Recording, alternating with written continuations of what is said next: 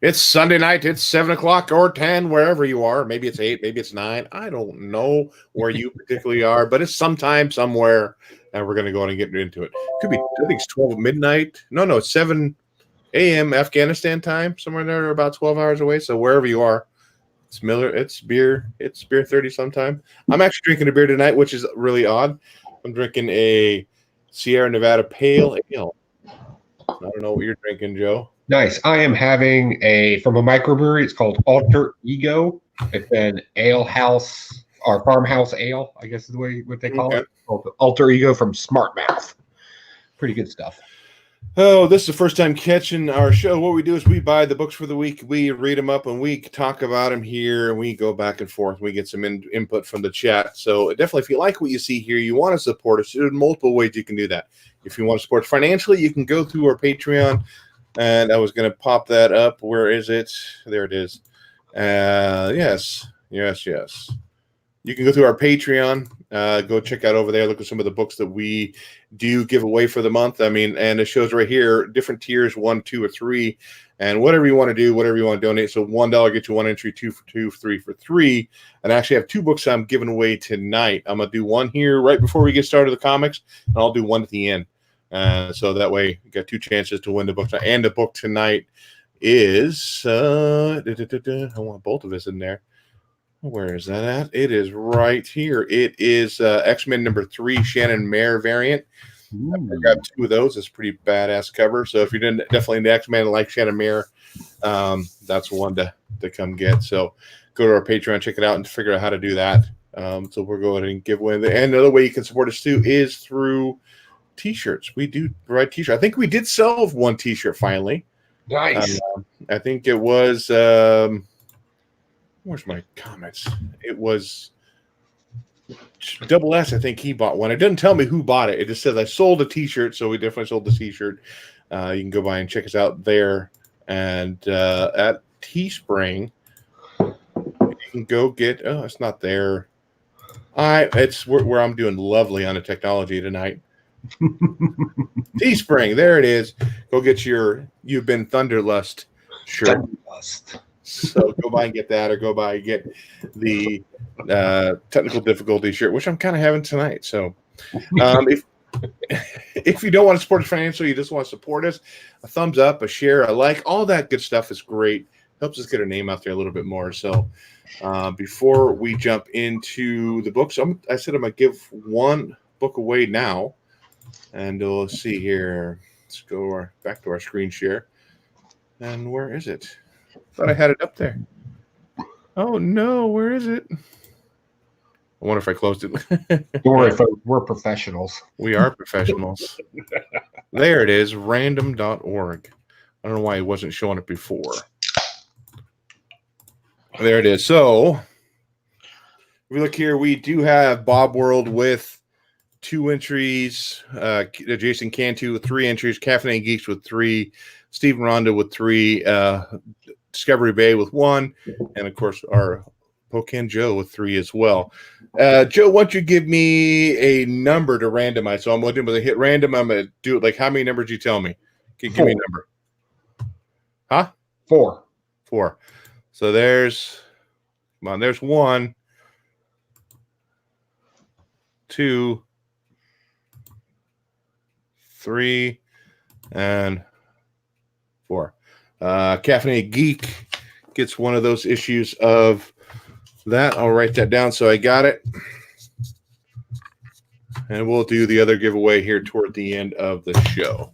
All right. What are you giving away at the end of the show? Well, same thing. I have 2 copies of that. What I'm doing. Okay, cool. So I got 2 copies of that.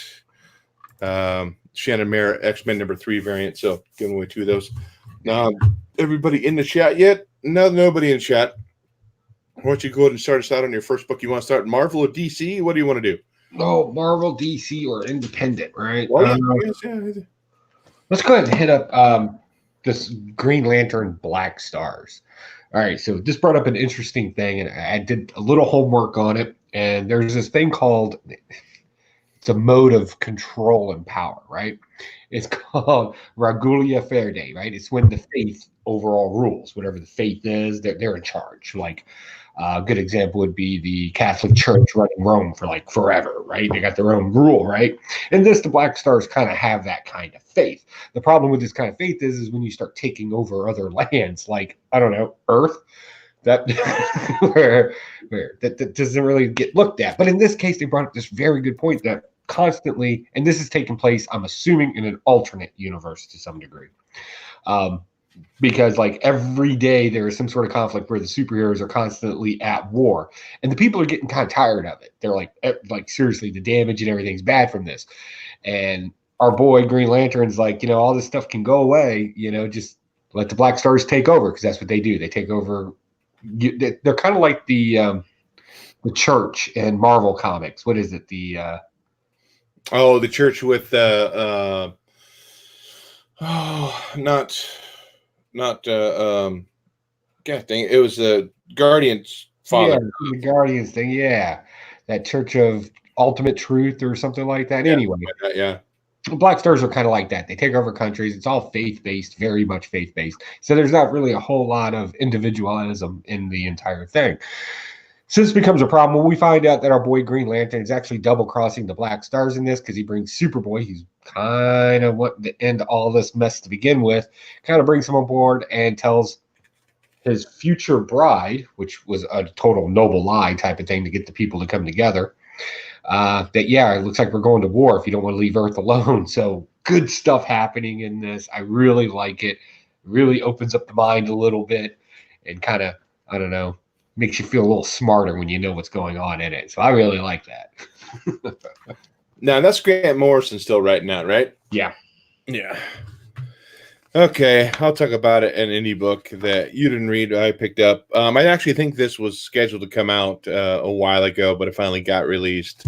This is by Red 5 Comics, and that's Angela Della Morte. So it's essentially this woman out in space. They talk about this disease ravishing maybe these people, and they're talking about they need to remove it. So it starts out, and then it goes back to she's in space with this little monkey with a spacesuit on too. This little highly intelligent monkey, and they're walking on this. I guess it's the moon. They never really say what it is, and she thinks it's a big asteroid that goes by. All of a sudden, it's actually a guided missile that blows up her base that she's been living on. And now she's trying to figure out, okay, we only have a little bit of oxygen left in our tank. What are we supposed to do? And she ended up making contact to find out there's actually another base that she was unaware of. So her and this monkey are on this journey to go find the other base. They actually get to the other base, and she's knocking on the door, and they're telling them to go away. And whatever's inside who told her to go away called her a fatty. And so she actually gets irate that this being or whatever inside called her a fatty. But they end up breaking through the door, and they find out it was actually the computer robot system that's on this base saying, hey, you're an intruder. You're not supposed to be here, fatty. So, and she's like actually hurt by this. How they called me fatty, She ended up stripping down to like her skivvies and kicking back and wondering, because I guess she got treated for that disease, that virus that went through, but we're concerned that it's coming back. But she strips out of her spacesuit. You find out, she's not fat, but she's definitely not your typical, hippie, lingerie model type of girl. She's just a normal woman. And so she really took offense being called fatty. But she's kind of exploring the station because she knew nothing about it. And it really ends on a cliffhanger because she's looking down inside this portal at the window, and it's completely black in there. And she's like, hey, are you down there? You down there? And that's how this book ends right here. It's her looking into this deep portal, not knowing what's there. Ooh. So I don't know. The comedic thing of being called fatty and her getting upset. Still, I won't pick up issue 2 on Della Morte. I like saying that. Della Morte. Angela Della Morte. So we got a few people watching. We'll move on to Amazing Spider-Man. What number is this garbage? Number 37. We're going to go ahead and blast this. I'll give you a warning now. So who cares what's going on here? There's possibly this device that can possibly predict factors of an endless possibilities of possibilities. Yes, that's not a clear sentence. But that's what happens in this book, and that's about how much sense it makes. You're welcome, folks. So, possibility of possibilities of possibilities. yeah. Okay. Possibilities are endless in a multiverse, right? So, right? Oh, I hate it when they do that. So yeah, this thing is absolutely. What do we find out in this? So Peter Parker jumps into this thing or uses this machine to figure out the possibility of the endless possibilities of how to get out of this without Doom destroying, everything. And he comes up with this one thing, and it's to sacrifice himself. Is that a possibility? That maybe. This thing reads like somebody just really didn't want to come into work that day. Wow. And it's ridiculous. I don't like where this storyline's going. I am tired of them referring to spycraft as if it is some sort of college course because Peter Parker's sister's a spy. You overuse the word way too much in here. It's ridiculous. Yeah, this is kind of playing off of Doctor Doom, where Doctor Doom's country and some other country are about to go to war. It's kind of hinting around that whole issue or that whole other series. But again, I found myself not really caring at all. Hey, what's up, Mr. Gretzky? Welcome to the show. Thanks for coming in, buddy. So yeah, I didn't really get much out of this. I'm not getting much out of this. It's hinky at best, and I'm not very much enjoying it. Let's talk about something else that's not really enjoyable. Talk about Batman number 84. Really, you want to do that now? Or you want to wait till we have a few more people watching because they really like it when we blast that. We can do either one. I don't care. Okay. We can talk about that. You got it up. Let's talk about it. So now the whole thought process is, you can correct me if I'm wrong, is the reason that Thomas Wayne has been doing this to Bruce Wayne from the other dimension is because of the shitty life essentially that Thomas Wayne had. He doesn't want Bruce Wayne to have, so he's using violence to stop him from being Batman, to have a normal life. Almost like, maybe you've heard it too. I know I did. This is hurting me more than it's hurting, or this is hurting me more than it's hurting you. You know, when you're getting your spankings with the belt, and you're like, you know what? This is hurting me more than it's hurting you. It's like, no, it's not. No, you're not one crying right now. It's mentally hurting you, maybe, but I mean, that's what I felt like from this book, was the father almost punishing his son for being Batman, existing, to get him to convince that you don't need to be Batman. You want to have a normal life. You want to be with Selena and all this other stuff too. And there's different backstories for his universe, with him have a relationship with Selena, but more of a father-daughter kind of relationship. I don't know. Maybe a little bit more than that. But God, that was just too much for me. Dude, come on, man. I don't need daddy issues too on top of everything else they got going on, dude. Just give me the freaking Batman. That's all I'd say. It's a blast, dude. So yeah, every little plot hole problem that has happened since before issue 50, pre-wedding breakup, right, is mentioned in here. Every little thing that they never finished explaining, it's all done here in 4 panels. The problem is, it still doesn't make any sense, and it's stupid. Like, it's poorly written. If you remember in the 80s, I don't know how old everybody is, but I remember in the 80s, I don't watch much television anymore. Every sitcom during the middle or end of the season would have the flashback episode. Mm-hmm. They would cut to like dots and people, right? That's what they kind of tried to do in here. Earlier, it kept saying it. I was like, oh my God, this is so bad. So if you've forgotten the story before 50, you got to go all the way back to 50. And you're like, what? When did this take place there? I don't get that. And we get a bunch of nonsense from, I believe it was Rebirth, about the Joker being his wife and Thomas Wayne's wife and all that. And I was I don't care about this. I didn't read Rebirth. I don't. It has no relevance to me. Here's what I think's what happened, and I could be wrong. I think what happened is I think old King's getting a little butthurt that he got taken off of Batman. He's not coming in and doing the work. So what he did is he picked up the phone and he goes, yeah, what's the problem? And they're like, yeah, we'll finish up the story for you. Not a problem. Hey, look, we have some questions. They had all these questions. He's like, yeah, just do this. Yeah. And what was the panel before that one? Yeah, just do that. And some poor intern sitting there taking all these notes and putting all this story together because this is bad. This is a phone-in job. It's cheap. It's chintzy. And it's nothing more than just a filler because you left too much open. So now you need to close it up and you want to give it simple answers because you couldn't fit it into the narrative to begin with.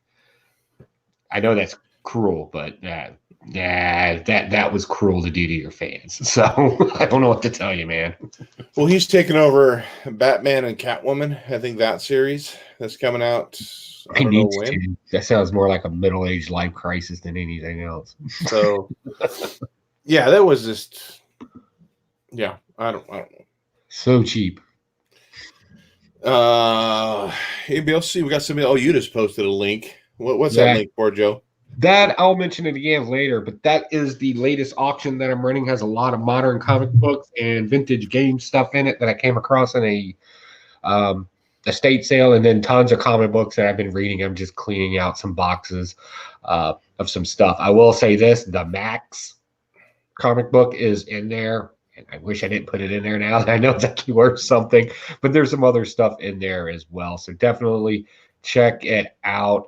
Safe, secure online auction site. You bid what you want and get what you want. Super simple. It's very similar to eBay, right? Yeah, and we do a countdown clock for every bid. It goes up another 5 seconds. Everything's safe and secured, and you can actually you'll be working out your shipping and everything through an independent shipper. So it won't just be somebody doing it for you. There's a number on there where you can call the shipper and tell them exactly how you want it packaged and everything and work a rate with them and get it delivered to you. Nice. Okay. I brought up Batman. Your turn to bring up something. And shame on you for doing it. Yeah. Let's keep on going on with the shame. More shame? Ghost Rider. 29. Yeah. No. I'm not buying this issue. I'm sorry. This is bad. This is so bad. So if you don't know, our new Ghost Rider character can put himself in computer, or put his consciousness inside of a computer to hack it, to bypass security systems and all this. And apparently he's got daddy issues. He's a grown-ass man with daddy issues still. So he's going to rob from daddy. So him and his punk friends tried to rob a transport that they thought had something else on it. Come to find out, it had this robot on it. That's right, a robot. Daddy decides to self-destruct the bus, and because he's in the framework of the robot and Johnny Blaze shows up for some reason, his body gets transposed into the robot, and it is now the Ghost Rider. Right. That's it. That's what you get. And apparently he goes back and threatens daddy a little bit. I don't like this. More than threatens. Yeah, he kills him. But I don't like this whole premise that the entire city is kind of like this moving. You got to constantly keep moving type city. Like they kept referencing that. I thought that was stupid. Like, how do you get anything really done? But nothing really changes because, like the emergency lanes, we'll call them, are filled of like the poor and the downtrodden type vehicles, and the big corporation wants to wipe those out. And I'm like, seriously, if you're going to use a metaphor, try to go a little bit more indirect with it. But that was just ridiculous. I don't like the premise of this. And I just thought it was poorly written. Like, it was just, I have an idea and I need to cram a bunch of stuff in there. So it seems like a completed idea. And I don't really think it was. Because I have a lot of questions. Like, a lot of this stuff just does not make a good comic book. Yeah, you may have one or two questions or hopes in it. But this thing, the entire premise, I'm just like, how does the consciousness, right? Johnny Blaze is the king of hell still, apparently. So that's supernatural, right? That's the other, metaphysical, if you will, right? Comes to the kid inside the computer and technology. Are we supposed to believe that they're married together in some way, shape, or form? If so, maybe you could have made that point a little bit more clear of why that happened. Nope. Just goes to Johnny Blaze, just shows up and says, "Congratulations, you're the new Ghost Rider," inside of a computer. I'm not buying it, and it's a blast for me. So what my big issue is here with this, so Johnny, or the Ghost Rider, not necessarily Johnny Blaze, has always been kind of like an anti-hero in a way, right? Never been this true, straight up good guy. He kills people, people who deserve to be killed, not innocent people. But he is a criminal. He is, stealing something. Yeah, his dad made the decision to blow it up and kill his own son. I get that. But he was a criminal. And so now he's going back to kill the people that killed him for robbing for stealing their stuff. How that's not even an anti-hero to me. That's just a flat out bad guy. Yeah. Okay. You killed me because I was trying to steal your stuff, so I'm gonna come back and kill you. That does not compute with me in any kind of superhero form at all. Yeah. I mean, let alone the T-111 kind of thing with the chainsaw arm. The whole thing about his body being destroyed, but his conscious still uploaded. Like you said, that was a little too much too. Yeah. Yeah. Unfortunately, no. This is a blast. This is a blast for me completely, utterly. I will talk about a stash for me. I loved the first one and enjoyed the second one. You did not pick it up, and that is Spider-Man and Venom: Double Trouble. This is the one I talked about last time. How is this a teen book? Because really, it should almost be a youth book. Some of the stuff they talk about. So at the end of the last issue, Venom had taken over Spider-Man's body, and we find out why he took over Spider-Man's body because if he was Venom, he could not enter this almost like an American Ninja contest to win this super duper laser that can destroy everything. So if he's Venom, he couldn't sign up to do this contest. But if it's Spider-Man, he can sign up to do this contest. So we got Peter Parker here. He's in Venom's body, and he's trying to find Venom. And he sees a little note, says, "Hey, Spidey pal, needed your body for a quick job. Bring it back good as new." And Peter Parker's getting upset, so he's trying to get a hold of his friends. He grabs his phone, tries to unlock his phone with using the thumbprint. But of course, since he's not in Peter Parker's body, he's in Venom's body. He can't access his phone. And so the Green Goblin shows up. He's all pissed off of Venom and still thinking, because Venom, he is Venom. He's trying to explain to him. He goes, no, I'm not Venom. He's like, I'm not going to fall for that, And the whole thing is just hilarity. Just like I said, this is fun kids kind of stuff. Here's Spider-Man jumping through all the hoops and doing the American Ninja stuff, and Peter Parker's texting Gwen, trying to say, "Hey, I need your help." He finally does get access to his phone, and at the end of the book, we find out that hey, Spider-Man or Venom in Peter Parker's body won the thing, and he's just trying to kick back and that, but unfortunately, Peter's getting attacked by Green Goblin in Venom's body. So it's just a fun, light read. I mean, you can read this thing in 5 minutes. It's just fun. It's just overall nothing serious. Just a great kickback, relaxing book. And I'll definitely pick up issue 3. I think it's a 5-issue miniseries. So good stuff. For me, it's a stash. So Venom Spider-Man kids book. Right up my alley with my 2-syllable words, all that fun stuff. Nice. Let's. I'm going to review Conan Serpent War. Now, this isn't the first volume of Serpent War and Conan. This is actually the second volume of this particular run. So, Serpent War was I want to say early 80s, late 70s run on Conan as well. So, what we have in here is we have a character who's been reincarnated several times as some sort of warrior. He's on his deathbed. There's an existential threat coming, and it's his duty to find the next group of heroes to fight this, right? The Serpent Wars as it stands. So he stretches out his consciousness, which is kind of hinky, I know, but throughout space and time, right? And what does he do? He grabs what he believes to be the best heroes. The cool thing about this is we get a collection of heroes you don't really hear a whole lot about. Moon Knight's on this, right? Moon Knight's a cult classic, right? Everybody loves Moon Knight. You got Conan for his savagery and his barbarianism. You got Solomon Kane, who I haven't read anything about in like forever. If you don't know, he's actually kind of like the religious superhero, right? Faith in God, and he's a Puritan. And then we got this Elizabeth character too, who's kind of like a Joan of Arc type of character. All this did was just kind of refresh us on exactly what are the capabilities of these heroes, who they are, about the time frame that they're in, and we get a little personal information about them in the context of them fighting somebody else or doing something else. So that was interesting. I like that. We have our characters established in one entire issue. It's a complete team of 4 or 5 people.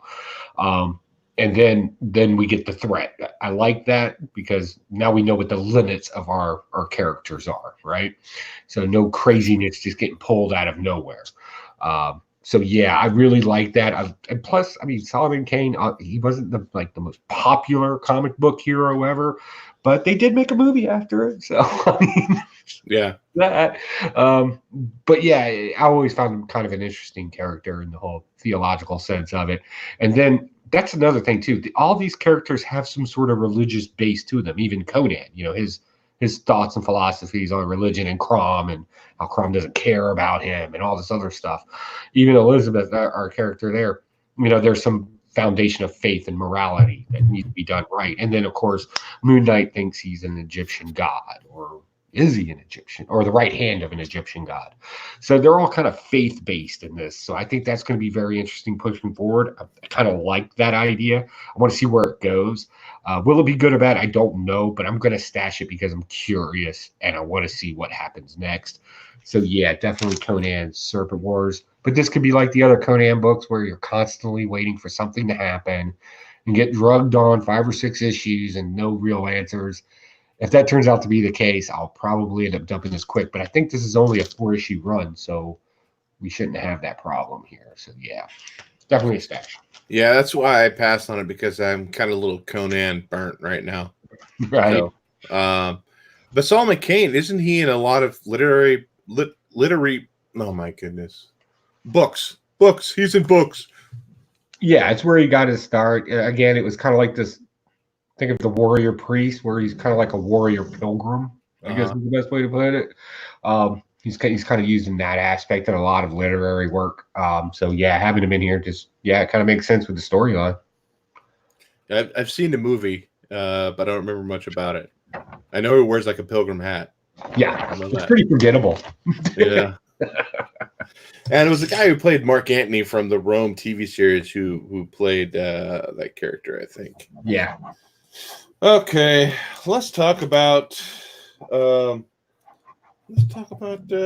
X-Men. As you said, old people not cool. Old people are mean. I didn't quite understand why it had to be old ladies. I mean, I thought it was kind of funny because they never say like when they're. So they get through the portal. They somehow hack the portal. They get in. They take dispatch of the people who are guarding the portal, and this notification goes out. So Cyclops and the White Queen and Sebastian Shaw all go out. Sebastian Shaw think he's going to be this suave person, like, hey, you know what? This is technically theft, but we can look the other way. We can do this, and trying to be all cool. And they end up taking care of him.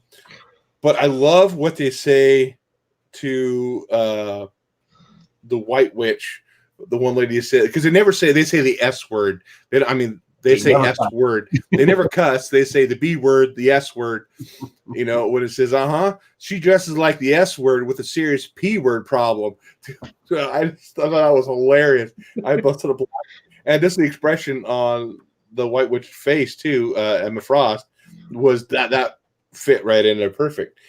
This is an interesting issue. Like I said, I don't know why they had to do old people. They're pissed off because they're taking these flowers and essentially selling it maybe for money, if that's what they're arguing about, because they've been doing this for years and years and years, trying to figure out solutions to health problems, stuff like that, by using flowers and botany and stuff.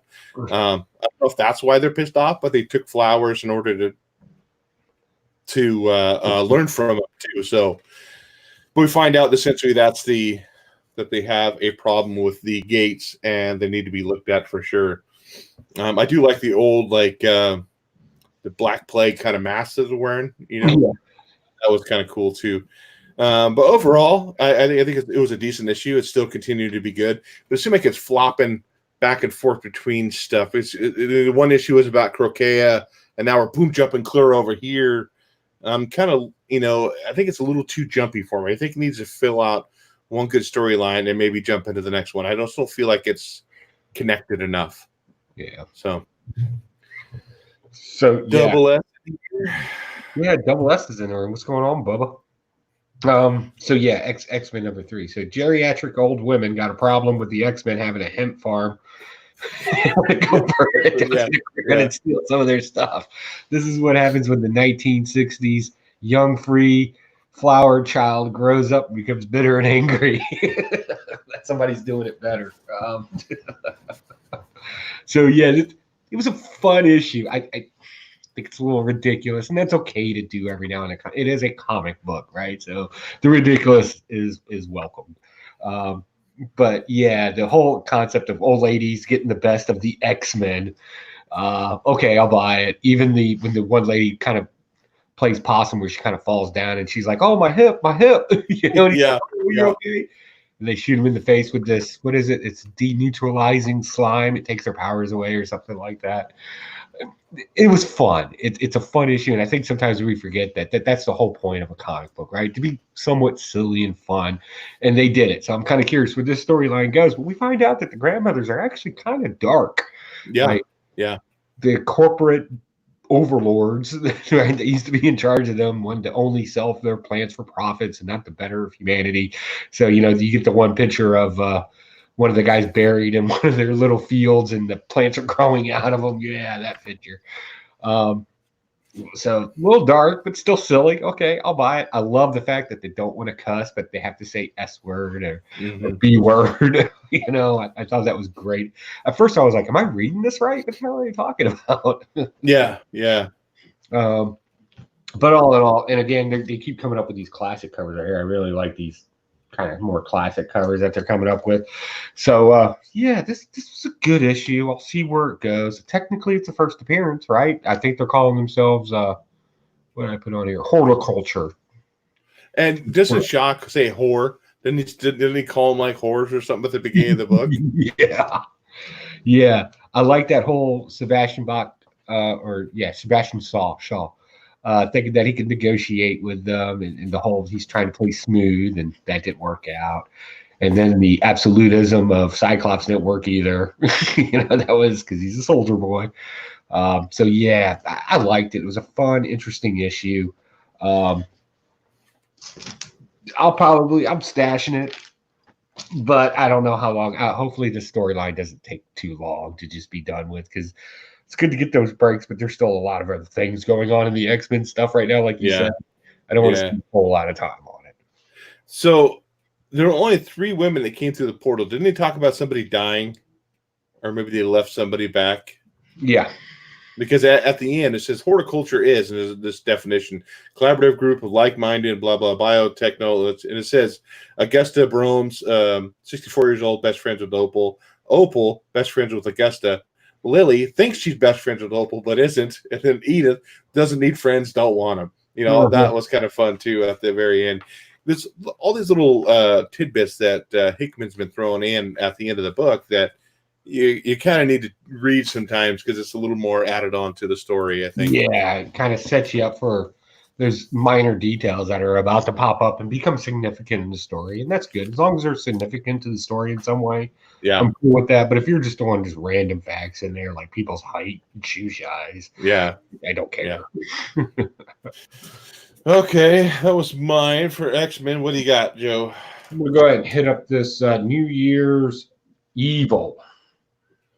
This is a collection of short stories, and they're wonderful short stories. I'm pretty sure Walmart's going to have this as one of their giant size in there soon because it's kind of formatted that way if they haven't already. So you can probably pick it up there if you didn't pick it up Wednesday. So we have various stories in here, like a lot of different stories going on in here. We have a Batman type story. Well, it's all evil based, right? So probably the more prevalent ones is why the Joker has to be the Joker and nobody else is allowed to be the Joker. That was a great story in here. Uh, Joker gets somebody that kind of starts mimicking him a little bit, and it kind of makes him mad. And the young person is like, I'm a better Joker than you. Do you understand? And Joker ain't having that, and actually goes down for a crime that he did not commit. And Batman kind of knows it, but the Joker's okay with that because it's the Joker, right? It doesn't have to make sense. It just happens. I don't know if anybody remembers the villain Kronos, the time traveling one. God, sounds familiar. Yeah, very obscure villain. Oh, what's going on? Aggressively relaxing. He just joined us in the room. Had a very sad story about him. Apparently, his dad was quite the drinker. Typical bad thing from bad family. And he keeps traveling back in time to convince. First, he tried. I think he said at one point, 57 different times he's tried to convince him not to go home drunk or to give his kid a gift or reconnect with his kid in some way, which is actually him. 57 times, and of course that doesn't work, so he kills him. What? Okay. It was so bad. God, it was so sad. Such a sad story, and it was just horrible. Another one is Sinestro. He goes back to a planet that at one point he liberated when he was a Green Lantern, and it comes to find out that all the people in there are worshiping him. Well, there's a leader that is running like a church that worships Sinestro for what he was back then. And come to find out, he's just really taking everybody's money, kind of the whole mega church thing. So Sinestro really kind of shows up and punishes him, and everybody goes back to worshiping him even more, which gets weird. What's another story in here? We got something with the Taskmaster in it, and his whole group of people. We get this interesting story with Black Adam and with his little country that he runs now. And there's a little girl. It's like, Santa Claus doesn't come here because he doesn't know where it is. So if you don't know, in DC lore, like Santa Claus is an actual character in DC lore. And he's considered one of the most powerful DC characters. Oh, really? Right? So apparently Black Adam shows up, gets into a fight with Santa Claus. And Santa Claus is like, look, whatever makes this stop, whatever. And he was like, don't forget, my country is right. He holds up a map, and he's like, my country is right here. Don't forget to get the good kids presents. Black Adam said that to him? Yeah. Wow. That was great. I really, heartwarming because he did it all for the little girl. It was fun. We also get Calendar Man. You don't know Calendar Man? He's one of them normal villains that has kind of this stick with calendars or whatever. They kind of made fun of that, but then we find out exactly how sadistic he is. And then Batman brings up, well, you actually did it. And then he starts naming off certain dates and why he did certain things. And the guy's like, yeah, I know. It was kind of interesting. But all in all, yeah, that's all the stories in here. And I'm going to tell you, this entire thing was just fun. Oh, there's a Superman story in here too, with the toy maker too. It's kind of stupid. But all in all, this is just a fun read. I recommend reading it. If you got kids in the house and you don't mind them reading comic books, this is pretty safe reading right here, even though it's bad guys. And yeah, there's some death. So yeah, I don't know your hangups as a parent. Parent your way. But I enjoyed it. I would definitely recommend it. Definitely heartfelt, warm stories in here. Just because it's bad guys doesn't mean it has to be bad. So this was pretty good. I'm definitely stashing this and keeping it and loving it forever. So my next book it's probably my favorite so far of the 2099. I'm not saying it's the best book in the world. It's my favorite so far of the other. So we got Punisher 2099. We had Ghost Rider. I don't think has there been any others yet. Doom's supposed to be out. Ghost Rider. Oh, what was the one with Thor, Punisher, Ghost Rider? There was another one. I can't remember what it is off the top of my head. This one's Venom 2099. So I got that Ron Lim cover too, and I got the regular cover just for reading. And apparently my regular cover had something wrong, and it got cut wrong. Because they're like, if you look at the bottom of that book, oh yeah, where it's a serrated edge all on the bottom of like 8 pages. So, and the whole page got shifted up and cut wrong. So, I mean, I'm not overly concerned about it. I don't think this would be $1 million book, or maybe it is now. I don't know. Who knows these days? So this whole story is in the future. We find the new Venom, this new girl. She's getting treated with the symbiote to hope maybe heal whatever she's got going on. They inject her with it, and what appears to be working at first, they're at the hospital or the facility, wherever they are. They let her go. She has some kind of monitor on. She goes back to school, and apparently she gets bullied a lot in school. And then that monitor gets broken, and that monitor was kind of holding back, from what I read, the Venom, the symbiote suit that's kind of inside her. So it lets her go free a little bit, and her whole arm turns black like a Venom. And then as that gets free, all these memories come kind of rushing back to her too as well. This whole absolute carnage stuff, the Vietnam stuff, the Null stuff, all this other stuff comes kind of like in this history of the symbiote. It's attached because they talked about that, being able to be able to read all the symbiotes kind of being one big part of group, and she is catching all of that. But I don't think I don't think she even talks to her dad about it. As she starts to go transformation, it said that her one arm turns black, and she's kind of freaking out about it at first, and she ends up trying to like pull it off, cut it off, and we find out that she can't, and more memories end up come flushing back, and the arm's kind of doing what it's saying, hey, no, Alchemax is coming for you, in her mind. Is shaking, why would they come here?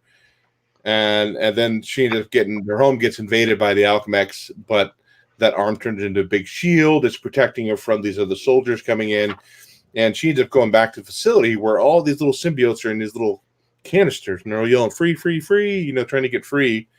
And she ends up getting them free, and they end up bonding to her, and her turning into complete Venom at that point. The same Venom pretty much is on the cover of that Ron Lim. And so, I mean, it's an origin story of her and how she got the Venom symbiote.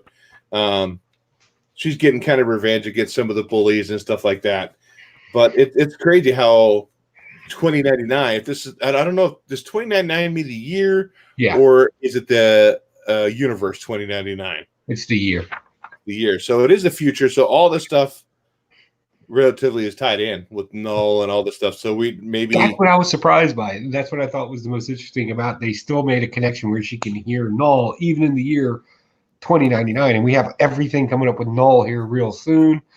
So we obviously know that Null's going to end up surviving. That's kind of a spoiler there. Spoilers. But yeah, it wasn't too bad. As I said, it's my favorite of the 2099 books so far. Far better than Punisher and Ghost Rider, that's for sure. Those books are garbage. Yeah. So, are you done? I'm sorry. Yeah, I'm done. Yeah. What'd you think of Venom? Well, yeah, I like this. Dad works for a medical facility that's been tearing apart symbiotes lately. They got them all in different bottles. They're looking to use it as a cure, not really understanding it. Get it? So she gets this tiny piece. That's only why her arm would transform at one point. I like the conversation she's having with Venom throughout this, how he keeps things simplistic and simple, and she's overcomplicating things. I like that kind of odd couple meetup, if you will, or join or transition, whatever. I really enjoy that. It definitely makes for compelling reading without it being too wordy and too long. Yeah, I really like this. I like the fact that she doesn't need a complete backstory on everything about Venom because the symbiote just, it knows, therefore That sounds awesome. I like how Venom gets his revenge by cutting off the arm of the doctor that basically shredded him apart. What person doesn't like to see a bully get put in their place? That happens in here too. But then again, with that whole Null symbol just engrossing on her head and not fully understanding what's going on there. Why is Null still a thing? I think that's going to be interesting. I think that's going to play into the 2099 and our current run of Venom. Well, we know it is. they don't put it in there. And everybody's always kind of had a fascination with a female Venom. You remember from the movie, people in the movie theater lost their mind. The one time in a what if that it happened, that's always something. So, it's kind of, I think everybody kind of wants to have that psycho girlfriend, sexy but dangerous mentality. I don't know. Older I get, the less I want that. That's for sure. I don't want it anymore either, but God knows I've had my fair share before I got married.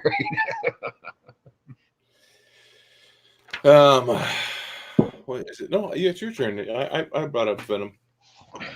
You did. I did. Okay, I gotta bring up stuff now. Okay, let's talk about this. We haven't talked about any independence because I didn't get a whole lot, but I'll talk about this one. The Butcher of Paris. I like my historical references of odd history. It's one of my favorite subjects that I like to read on. And this is based actually on a true story. It says so right there. Have I gone and double checked all this yet? No, I haven't. Mostly because I know one of the writers. It's Dean Koontz. Oh, okay. A lot of, the second-rate kind of Stephen King. Yeah. So what was I going to say about this? So yeah, I'm going to wait till all the issues come out. I think it's like 4 or 5 issues, and then I'll kind of go back and see what the subtle differences are between their story and their story. Because when you retell something so many times, little things change. But the premise of the story is during occupied France in World War II, the Germans were all over the place, running everything. So they had a lot of underground stuff going on, getting Jewish people out of the country or whatever. This one cat gets caught up. And apparently there's in his house in the basement, there's a bunch of bodies that are hacked up, just chopped up. But the suspense being led up to this using a detective, and plus the threat of Nazis, just executing people on spot and throwing people in jail. This book really builds that tension in this. And I really like that. It really lets you know that you're in an environment where this probably more than likely happened, and it does not remorse in any way on that. And I really like that. Not a big fan of this particular art style in here. Again, it's that kind of, this is weird art to me. But the story, I really like it. And there's one thing about reading about this kind of stuff or hearing about it in a documentary. It's another thing to actually see it in a comic book format and see it kind of play out that way with the dialogue. I think the dialogue is probably what makes it the most interesting. So yeah, I'll be picking these up. This is a stash for me. I don't see it getting too weird because it's based off of a true story, but let's see what happens. I'm enjoying this so far, so I'm going to keep picking it up. It's a stash for me. Plus, I'm a World War II nut. I like World War II stuff. We'll talk about, or I'm going to talk about another book. It's kind of very similar. It doesn't say it's a true story by any means, but it does have to do with some real world aspects. This is right after the Civil War and talking about that, and that's Kill Whitey Donovan. So in the story, the main character, I was just flipping through it here.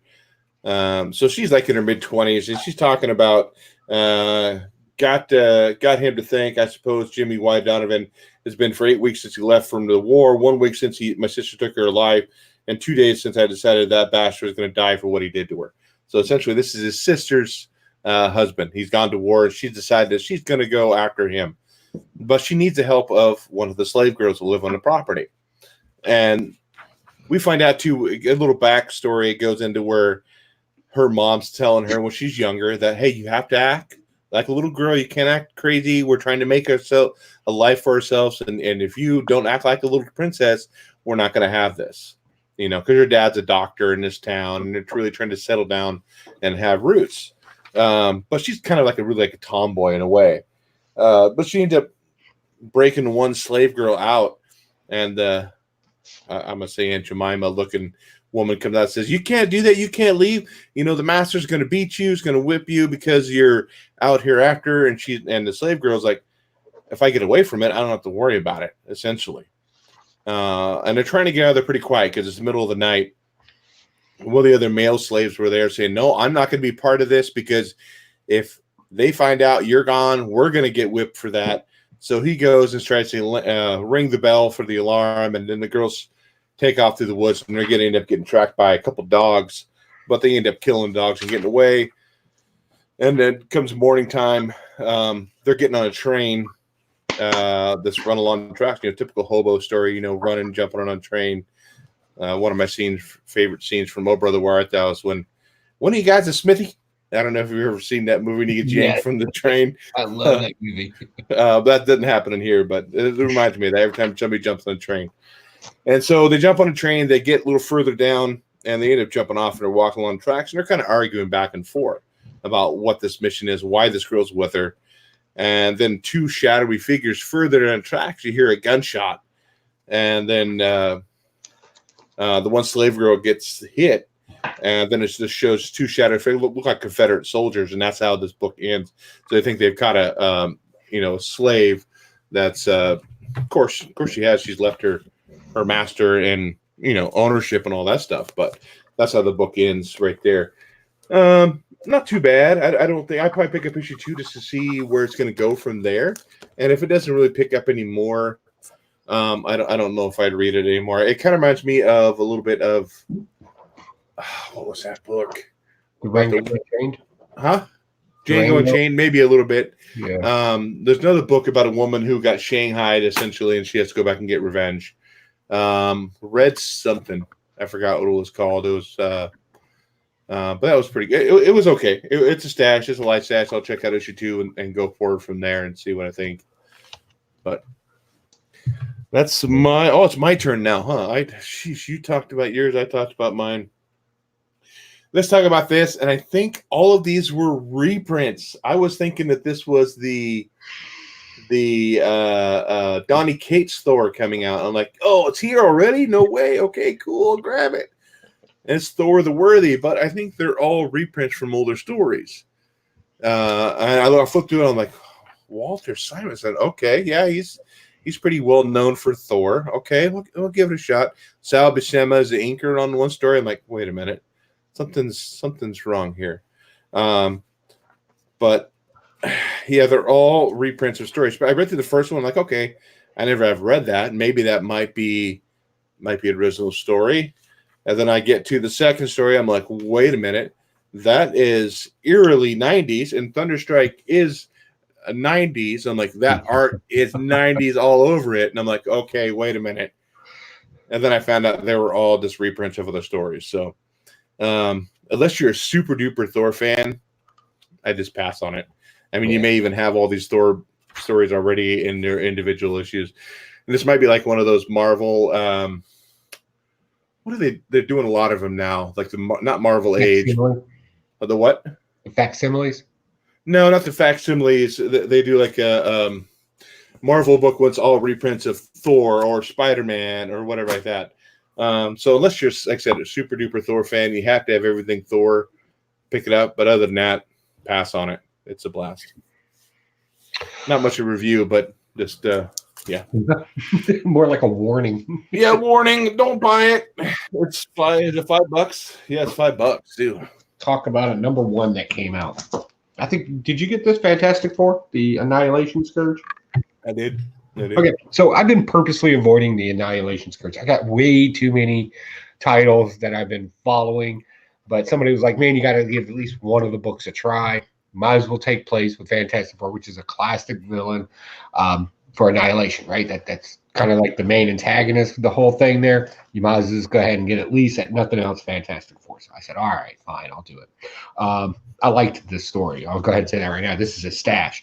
I really enjoyed this. This is classic because what we did is we picked up from the first Annihilation series where Johnny or the Human Torch or whatever the hell he calls himself in this, he kind of helped out in the original with freeing the people and people in the negative zone that look like bugs and showing that, you can't judge people by their outlook. But then the people turn around and cross them by voting for the initial villain that they were held under the thumb of, right? So he goes back and he's kind of dealing with these things where it was like, I really let these people down. I didn't do it right, yada, yada, yada. They picked the wrong guy. Well, this time he gets to step up and kind of redeem himself to some degree by fighting these. I don't want to say it wrong. What was the negatives of the Fantastic Four in this one? The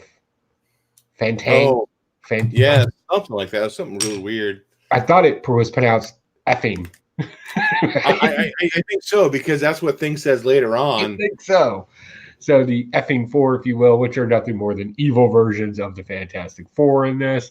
I thought that was really cool because then we actually saw, and I always like the negatives of our superheroes, meaning the direct opposite of them, looks like them and everything. I always like that because then you get to see the negative emotions that you would expect people to kind of have after being around so much all the time together. They definitely broke this out, and as a family, they started fighting, which ultimately allows the Fantastic Four to overcome their differences and be able to beat them back. So that was really cool. Plus, we get the story of redemption inside of it. So we're dealing with different themes here. So that was really cool. What is this in the entire Annihilation Scourge? Where is this? I don't know. I couldn't tell you. You would have to pick up the books yourself, or maybe even Hugh would know in his review. But all in all, I found this to be a standalone good story. It didn't bleed into the other stories too much. If it did, I didn't recognize it being a standalone book. So I enjoyed it. It's definitely a stash. I would definitely pick it up. Yeah, I'm kind of like you. Plus, I don't know a whole lot about the Annihilation stuff storyline prior to this. I have not been picking up because, like you said too, there's so many different books out there and so many different tie-ins, so many different big events. So I'm like, dude, I don't want to get tied into another big event. But again, Fantastic Four has been pretty solid. I thought, okay, I'll pick it up and check it out, and then that might give me enough information to like, okay, maybe I want to go forward with this. What I do like about this is, so Johnny Storm has a lot of this issues with the negative zone. He talks about that, how it's, and I like how he tends to use humor essentially to try to get rid of that. You know, I'm kind of the same way. So when I'm in a situation where I'm nervous or that, I tend to use humor. Sometimes very inappropriate. Sometimes it gets me in trouble. But I use humor because that's my go-to thing. You know, that's what I try to cope with, you know, is using humor. And he does the same thing. I love the whole whipped cream thing. And he does a thing and makes him Santa Claus. And he's, you know, waiting for the thing to wake up and get pissed off. Because that's one thing that gives him a little bit of solace from dealing with all this grief and stuff from the negative zone where he talks about, you know, and thing gets pissed off and he says, I'm going to murderize you. I love how he has that kind of like, is it Jersey accent or New York kind of accent? And Johnny says, hey, man, you're supposed to be jolly. And so they talk about the negative zone and how much like, okay, this is a bad place. And now Reed Richards is saying, Reed Richards? That's it, right? That's right. Yeah. Yeah. Mr. Fantastic was saying, hey, we need to go back in there. I'm like, what the crap, dude? They just talked about 4 pages of how bad that place was, but now we need to go back there. You know, and they call it the Cancer Verse too. I'm not sure if that's a different universe that gets into the negative zone or it's the same thing, but it's a nickname. I don't know. But yeah, this was decent. It was pretty good. I liked it a lot. They talked about Century and fantastic. Mr. Richards or Reed Richards has these bad feelings. He feels like he's the one's created by putting Century in there. Century was trying to figure out how to get rid of what did he say he had some kind of the void. The void, yeah. And he's trying to figure out what he can do to essentially get rid of it or protect people. And so Reed Richards puts him into the negative zone. And Reed Richards feels like he's the one that caused a lot of this problems with this other group. Well, he did. That's Reed Richards' always problem in all of his stories. If you ever notice, they're always going back and taking care of something that he's created. Yeah. Yeah. And it's like, oh my God. The alternate versions of them are pretty badass. They all have the star in their chest, almost look like Satanistic kind of characters in some sort of way. But Reed Richards definitely looks a lot like God Manson. Yeah, he does. A little bit, you know, an old version of Manson. Yeah, he kind of does, you know. But yeah, it was definitely good. You know, then they end up pushing that. Like I said, making that alternate family argue, which essentially was their demise. Well, you also saw that, and I don't mean to interrupt, but no, you're fine. It's a good point to bring up. You notice how Reed Richards was constantly wrapped around all of his family. At no point were they separated. They're consistently together, which should tell you something about human nature overall. It's good to have friends and family, but every now and then you need to be separate from them. And ultimately, their demise was the fact that they're constantly together. Like it's just a nonstop thing. So I don't know, not to get all meta about it, but I thought that was a good analogy. You know, too much time around people can actually be toxic. So that was good. I really liked that. And I like Sentry as a character overall, even though Ralphie's about to blow all that up on me. I like Sentry as a character. If I would have known that Sentry was going to be kind of his figure piece in all of this Annihilation, so I probably would have started grabbing a lot of that because I like Sentry because he's the negative of himself in himself. So it's the bad part of you and the good part of you all wrapped up into one. I really like that concept with Sentry. If I would have known that, if there was a hint, a drop, some information on that, I would have dropped some other series and picked that up because I just love the character. I think it's a great concept. But now that I picked it up in this book, I'm like, God, dang it. What's crazy about it for me, and you know, Marvel still ideas from DC and vice versa, and they'll have kind of very similar storylines. So like lately, it's all been about alternate dimensions and alternate characters from those dimensions being the evil ones. Which came first, you know, the chicken and the egg kind of scenario? Did Marvel do it first when Reed Richards did the whole Marvel Zombies thing? You know, but I think that's a common theme right now is alternate dimension characters that are evil. It was decent. No, it was good. I liked it. I think this is the one shot, and then it goes into was it Annihilation Omega? I think so. I didn't pick up Alpha. I didn't either. I didn't pick up any. This is the first one I picked up. Now I'm kicking myself. Yeah. So it's a stash. Yeah. My turn. We're just at an hour in. Let's do one more book at least. Let's talk about Marauders number 3. Ooh, good one. This is still going on pretty good, I think, here. So we got the 3 different things we have. What does it say? The Blackstone, the Red Keep, and the White Palace. The 3 different factions essentially running the Marauders or help me out here. Is it not Croquet and Hole, but it's just the Marauders, right? I'm sorry, say that again. Those 3 factions are controlling this. They're the trading company. They're the trading company that's getting the flowers out to the people and everything. And it seems like there's this constant power struggle between these. Sebastian Shaw constantly feels like, at least I think, feels like he's losing constantly. But yet he's trying to, in this issue, he's trying to get that top spot again. He's trying to work at it. So he ends up resurrecting his son, which I don't think he killed. Yeah, but it was Shaw, Yeah, Shaw's son, Shinobi Shaw. And what's funny about that, and he says, where am I?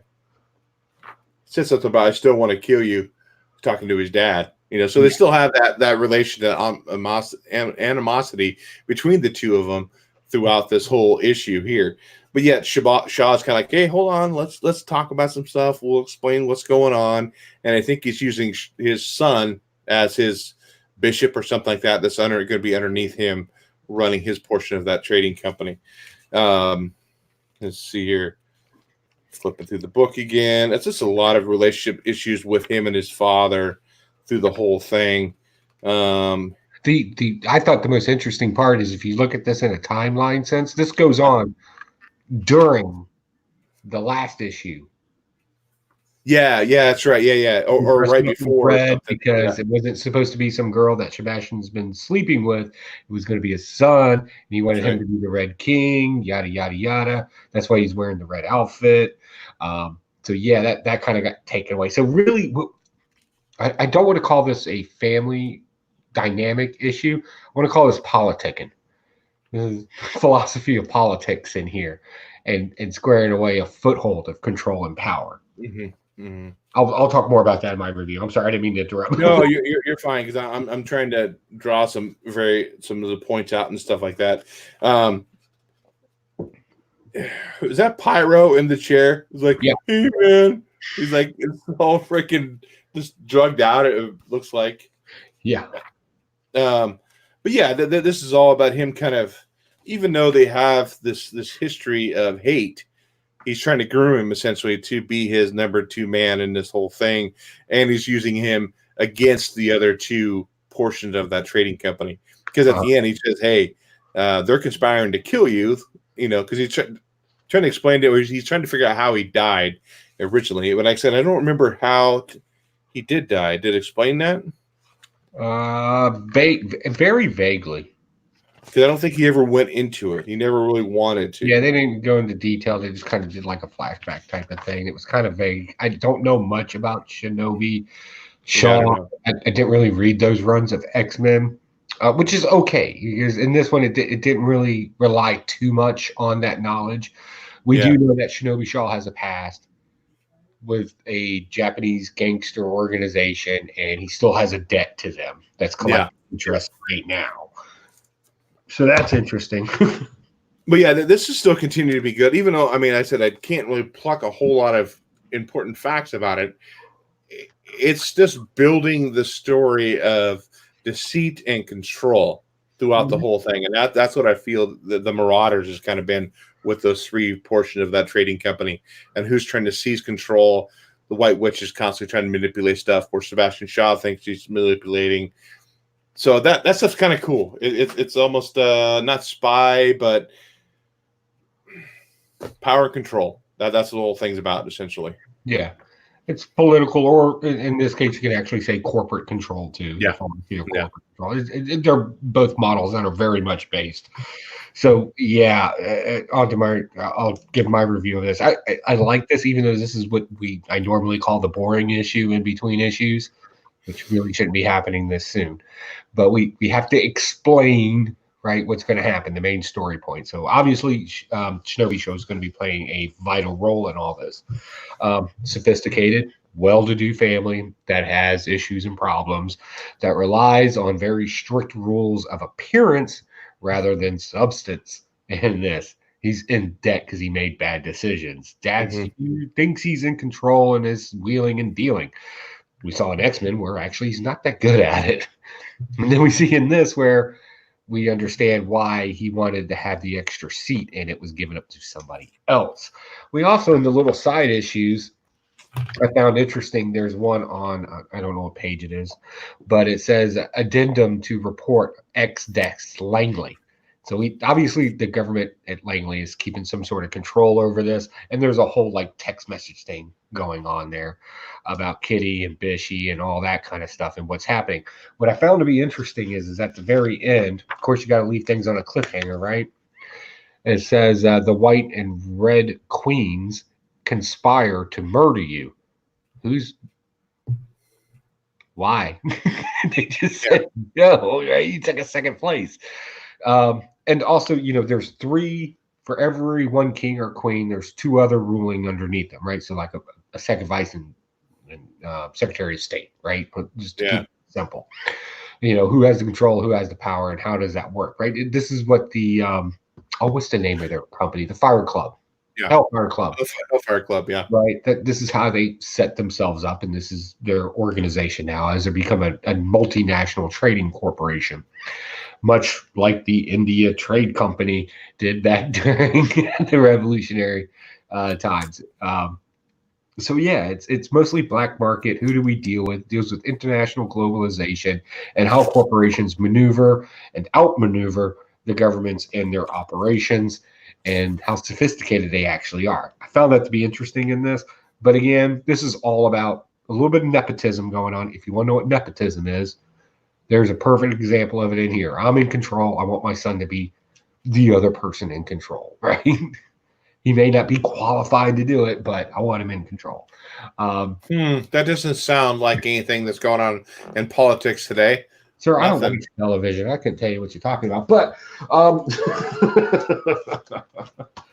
But nevertheless, it's an interesting story, and I hate to say this, I can see on the flip side where some people are like, I don't care about the politics of this. I could get that argument all day long. But it's going to be relevant when you find out why somebody's in power and has control, because those are two different things. And I do want to say, I don't think Epstein's banker killed himself either. Just to put that out there too. No, he didn't kill himself. You didn't hear anything about that? No. Before we go to lightning round, let's go ahead and give that other book away, and I will show a quick picture of that again. And that's this X-Men number 3, Shannon Mayer variant, the Psylocke variant. So I give one away. We'll give the other one away here too. Let's go ahead and do the screen share. How do I add it in there? I don't want to remove it. That's how I do it. Nice. Oops. But I want to keep you and I in here, but I guess we won't be able to do that. Okay, let's remove that. They know what we Back to the page. Give me another number, Joe. 100. I'm not going to do it 100 times. Nice try. Oh, wow. Okay, let's go with 3.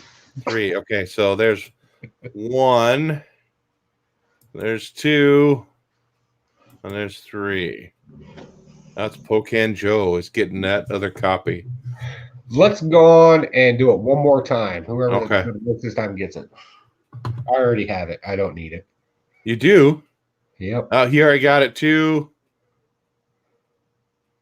Bob World. Bob World will end up getting that other second issue of X-Men number 3 variant. So definitely, like I said again too, if you want to support us financially, definitely go over to that Patreon and go support us over there and give away great books like one right here.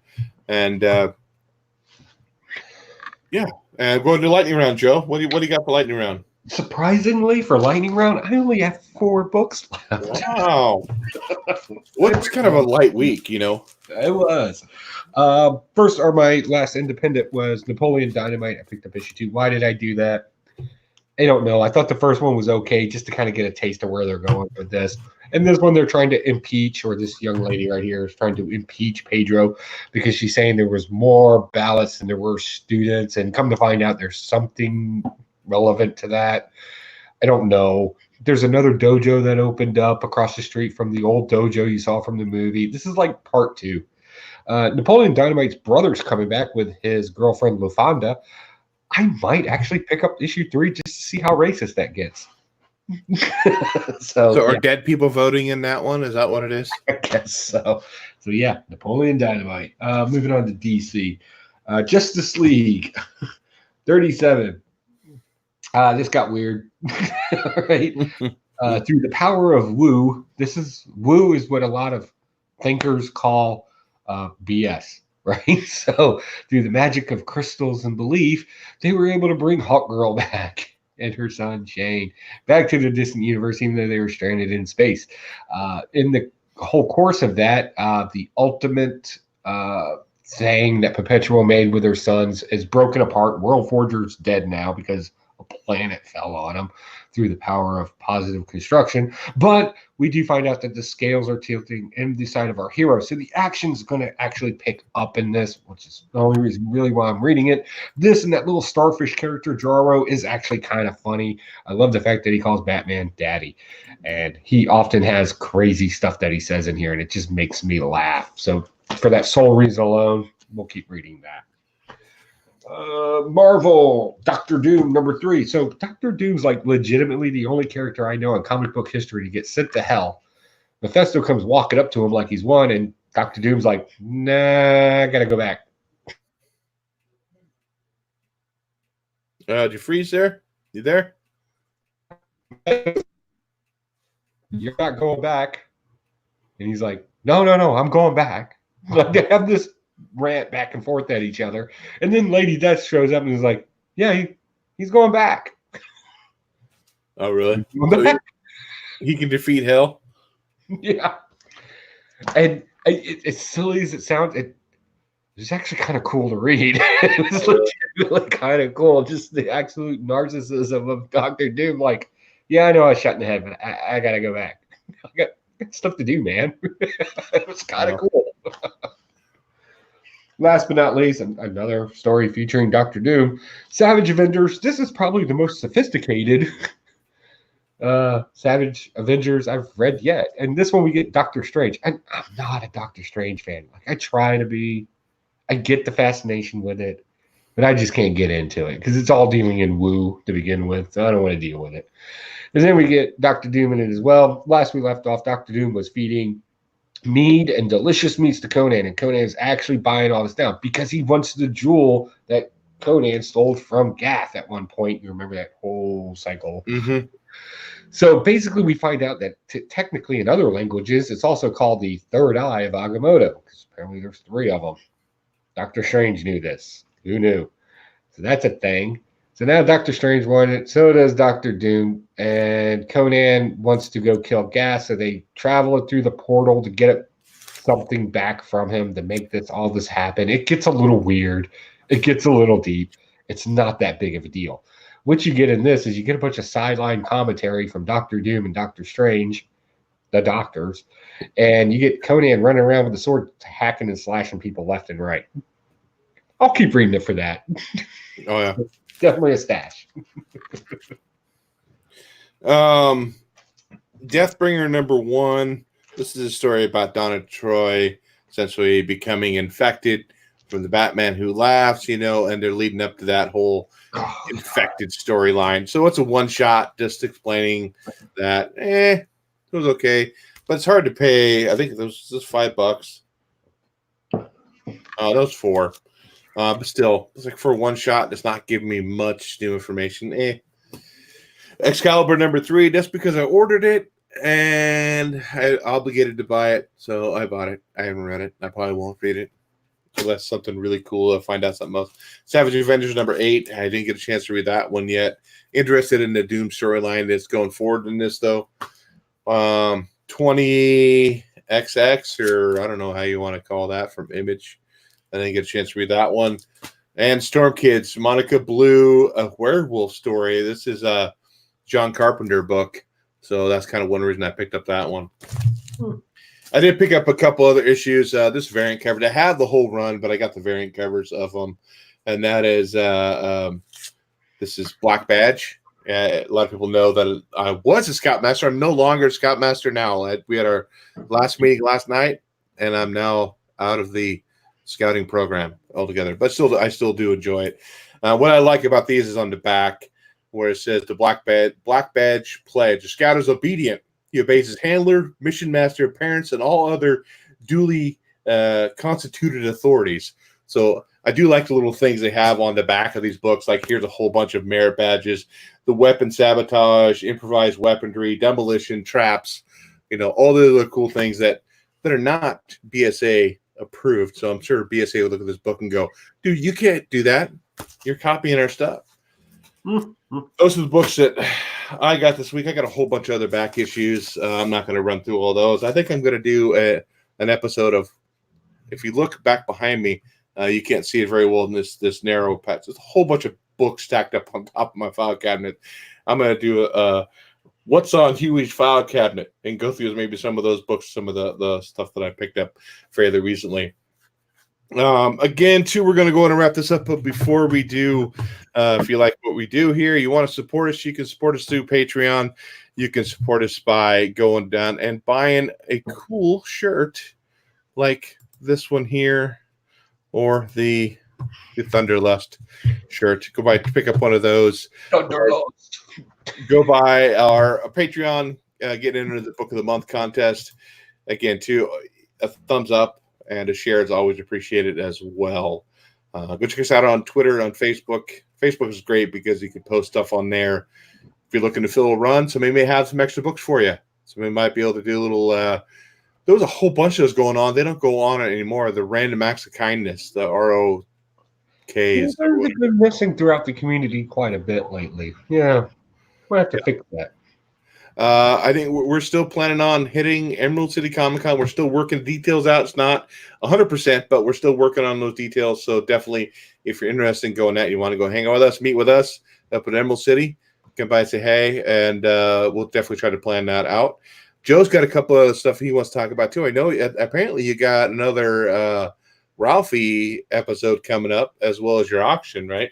Yeah, so we're finishing up another recording of Ralphie the Drunk, and he's going to do Century. It's really hard to get on his schedule, seeing that he has no schedule. He just pretty much does what he wants.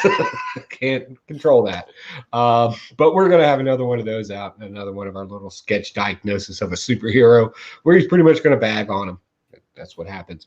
Also, I have my personal online auction link in the chat room, and I'll be sure to put it in the comments tomorrow morning. My People's Online Auction House. This particular one has vintage games and tons of good comic books in it. Some collector stuff, a lot of stuff I had duplicates of, some Silver Age and late 80s stuff, but mostly modern era comics with variants and stuff like that in it. I know the Max is in it. I'll tell you right now, with all the hype with the Chatham guy doing Max now, or the talks of it. I know that's a hot comic book. I could have pulled it out, but I didn't because I'm a sucker. But it's there with some other books. Tons of stuff in there and vintage stuff as well. So if that's your thing, definitely check out the links. It's People's Online Auction House. It's a local guy here in the area that allows me to have a little space on there to dump stuff that I get in estate sales and comic books when they start getting out of control. So that's really cool. Okay. So that's it. With you, blast it with a chat, happy reading, and we'll catch you guys next week. Later.